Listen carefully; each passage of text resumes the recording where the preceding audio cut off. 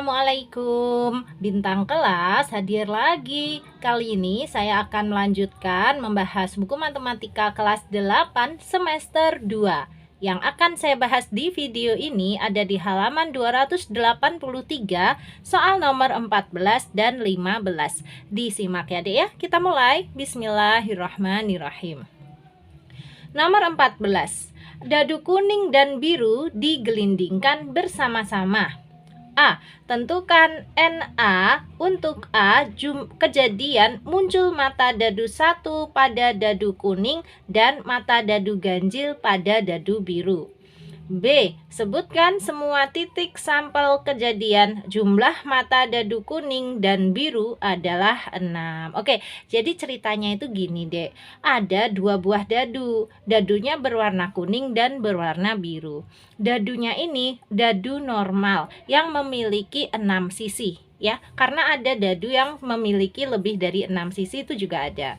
Jadi dadu yang dimaksud itu yang berbentuk kubus seperti ini. Nah ya, dia memiliki 6 sisi. Oke, ini dadunya ada 2 macam ya. Ada yang biru dan ada yang kuning. Jadi ada 2. Nah, boleh sih nggak usah digambar nggak apa-apa. Ini hanya ilustrasi aja supaya kamu tambah paham. Oke, yang ini yang berwarna kuning, di sini yang berwarna biru. Nah, terus yang ditanya apa? Yang ditanya kalau kedua dadu tadi digelindingkan bersama-sama, ini A. Tentukan NA. NA itu apa? NA itu banyaknya A. Sementara A-nya itu apa? A-nya adalah kejadian muncul mata dadu 1 pada dadu kuning dan mata dadu ganjil pada dadu biru. Maksudnya kalau dadu kuningnya menunjukkan angka 1 dan dadu birunya menunjukkan mata dadu ganjil, itu banyaknya ada berapa. Gitu aja sih maksudnya ya. Nah, terus caranya gimana? Caranya itu kita ginikan aja. Kita bikin semacam tabel. Ini dadu kuning Kak Sari wakilkan dengan K. Sementara dadu yang biru Kak Sari wakilkan dengan huruf B. Nah, kita buat tabel. Tabelnya sederhana aja. Oke. Terus di sini untuk dadu kuning memiliki 6 sisi ya kan. Kalau diwakili dengan angka, berarti angkanya itu angka 1, 2, 3, 4, 5, dan 6. Ini untuk dadu kuning. Sementara untuk dadu biru sama juga. Dadu biru tadi juga memiliki 6 sisi ya. Kalau diwakilkan dengan angka berarti angkanya ya angka 1 sampai angka 6. Kita tulis di sini 1, 2, 3, 4, 5, 6. Terus kedua dadu ini digelindingkan bersama-sama. Pada penggelindingan pertama misalnya muncul mata dadu yang kuning ini adalah muncul mata dadu 1. Terus yang biru juga angka 1. Kan? Kebayang ya? Jadi dadu yang kuning muncul angka 1, dadu yang biru juga angka 1. Jadi dadunya menunjukkan angka 1, 1. Ini bukan 11 loh ya maksudnya ya. Bukan 11, tapi 1 untuk yang kuning dan 1 untuk yang biru. Atau bisa juga mata dadu yang kuning menunjukkan angka 1, mata dadu yang biru ternyata angka 2. Jadinya ini 1, 2. Lagi-lagi ini bukan 12 ya, tapi 1, 2. Yang dadu kuningnya ada angka 1-nya menunjukkan angka 1 ya, munculnya angka 1. Yang dadu biru munculnya angka 2. Dan seterusnya ya. Berarti ini bisa 1, 3. Terus 1, 4. Terus 1, 5. 1, 6 ya kan. Nah, ini kalau mau dilengkapi boleh loh. Kalau yang di sini berarti 2, 1 ya kan. Ini 2, 2. 2, 3. Lengkapin tabelnya dulu juga boleh. 2, 4. Nanti baru kita jawab pertanyaannya. 2, 5. Terus 2, 6. Bisa bikin sendiri. Kalau bisa melengkapi tabelnya sendiri, lengkapi sendiri. Nanti di pause dulu aja videonya Kak Sari, terus di play lagi sambil dicocokin ya. Nah, untuk yang mau bareng-bareng aja juga boleh. Berarti ini 3, 1. 3, 2. Ya kan? 3, 3. 3, 4. 3, 5. Terus 3, 6. Oke. Berikutnya 4, 1. 4, 2. 4, 3. 4, 4. 4, 5.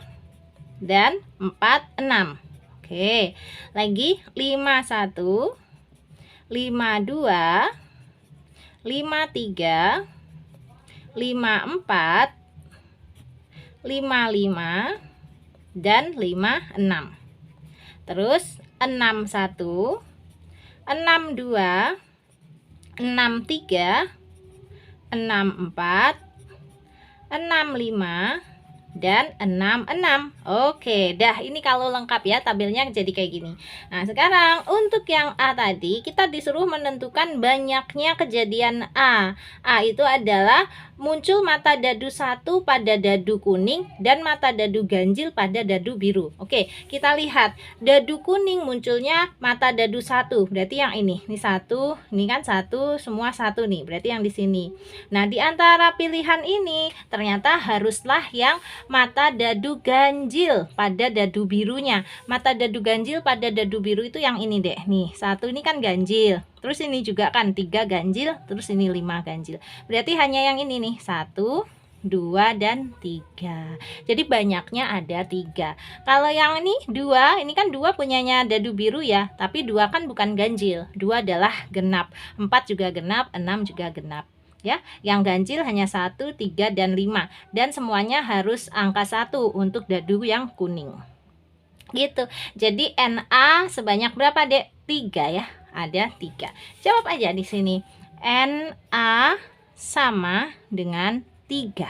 Dah selesai. Gitu aja. Tetapi memang menjawabnya sebaiknya menyertakan tabel ini. Ya. Sip. Nah, sekarang menggunakan tabel yang sama kita jawab soal yang B. Sebutkan semua titik sampel kejadian jumlah mata dadu kuning dan biru adalah 6. Jadi kalau dijumlah hasilnya 6. Ada apa aja titik sampelnya, terus kita disuruh menyebutkan. Nah, Kak Sari akan menggunakan tabel ini lagi, terus yang kulingkarin ini ku hapus dulu ya. Oke, ini deh udah ku hapus ya. Nah, sekarang dari ini ada berapa semuanya ini, Dek? Ada 36 ya. Ini kan tuh 2, 3, 4, 5, 6 ya. Kesininya juga 6 tuh 2, 3, 4, 5, 6. Ada 36. Ini namanya adalah ruang sampel ya. Ruang sampelnya sebanyak 36 ini. Di antara 36 ini kita disuruh mencari yang kalau dijumlah itu hasilnya 6. Nah, yang mana aja yang dijumlah hasilnya 6? Nih, aku kasih tahu. Ini, Dek. 1 dan 5. 1 dan 5 ini kalau dijumlah hasilnya adalah 6. Mana lagi? Ini nih, 2, 4. 2 dan 4 kalau dijumlah juga 6. Ada lagi? Ada. Nih, 3, 3. Terus 4, 2. Dan yang terakhir 5, 1. Nah, jadi ada berapa ini kalau yang dijumlah hasilnya 6? Ternyata ada 5. Ya udah, kita jawab aja ya. Nanti semua titik sampelnya harus ada 5. Tetapi kita disuruh menyebutkan. Nih, cara menyebutkannya itu kayak gini. Untuk poin yang B ya, kita tulis titik sampel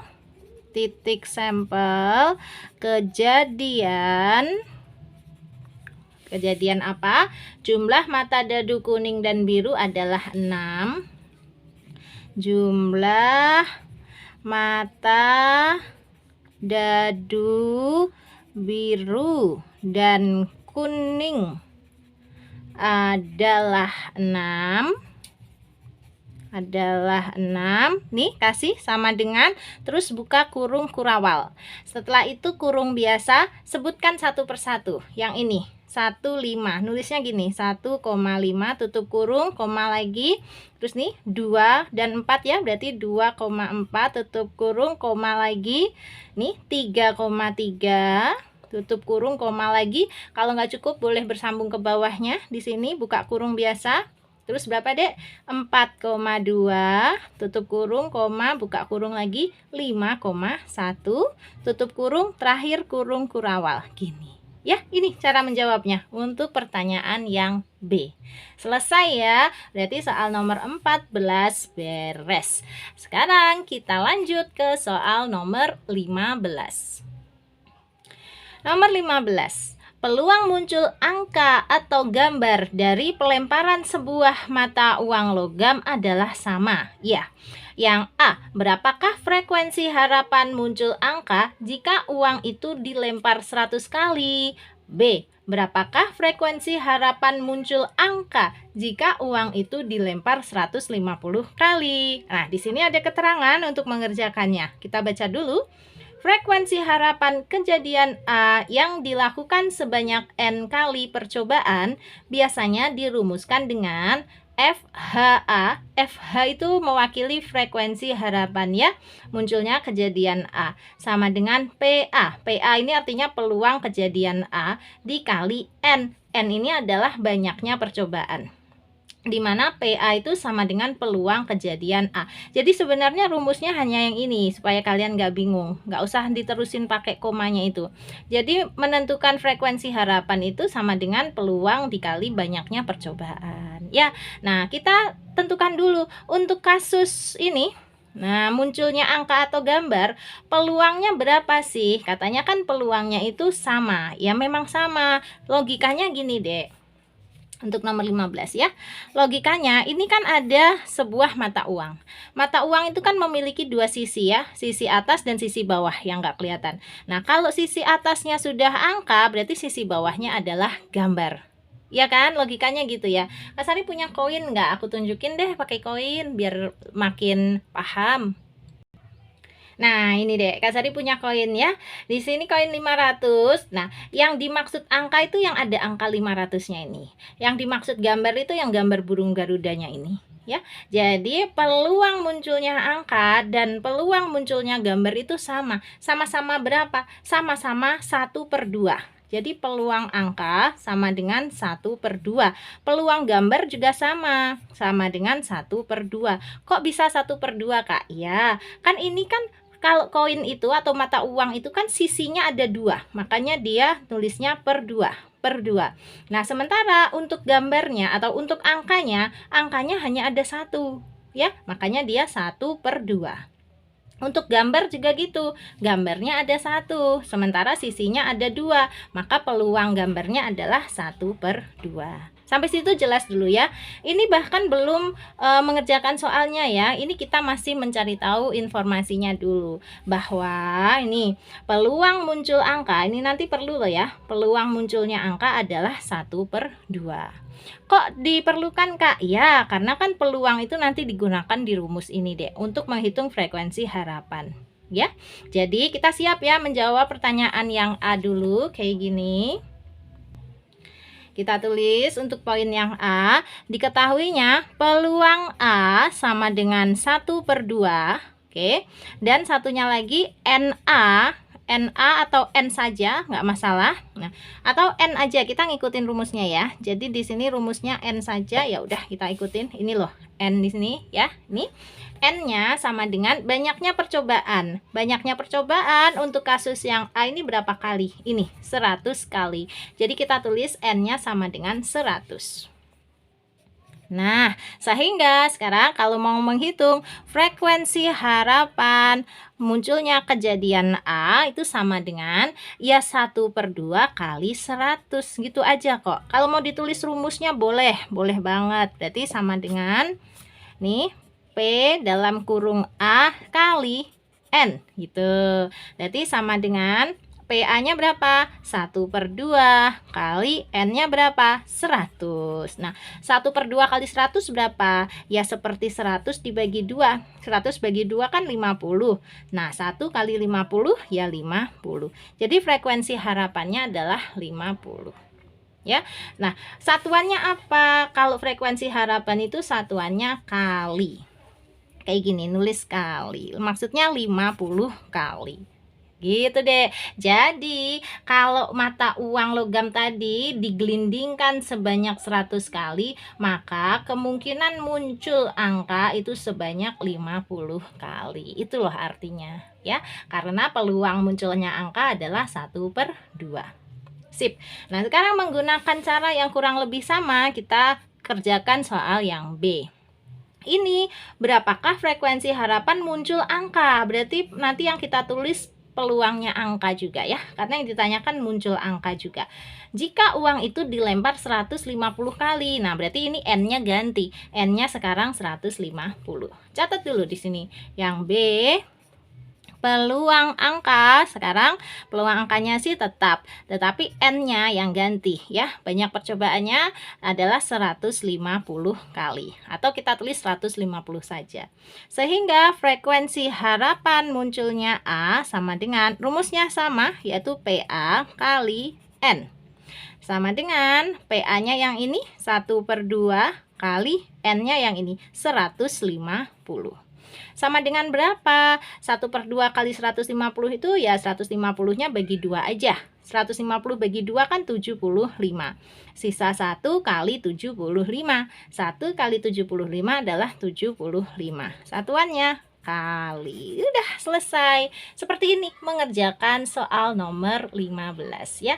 Sekaligus kalian harus hafal dan paham cara menggunakan rumus frekuensi harapan. Oke?